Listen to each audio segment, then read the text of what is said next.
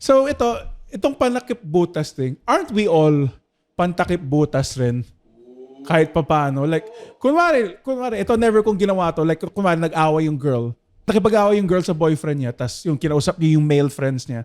Alam mo, ginagawa ko, pag-usapan nyo na lang yan. Parang kung kumampi ako sa'yo, gago, magkakaroon lang ng bala yung boyfriend mo eh. Ba't siya yung kinakausap mo, hindi ako? Kaya yung mga bangers dyan, medyo ang sabihin nyo, alam mo, pag-usapan nyo na lang ng boyfriend nyo yan. Huwag nyo na ako isama. Alam mo yan? Kaya ito, baka ginawang ganyan ka, tas naging simp ka. Huwag ka kasi mga dudes, kao nagiging man of your podcast na to. Don't sell yourself out just for some pussy, pare. Ano ka ba, pare? Nag-iiba na yung ugali nyo eh. Alam mo yung mga tropa pips ako? Gago, kung pagkwento ang lalaki, doon ang saya ng inuman. Pagdating ng chicks, pare, gago, kala mo naging gentleman lahat eh. Tangina eh, akala mo, putang inang...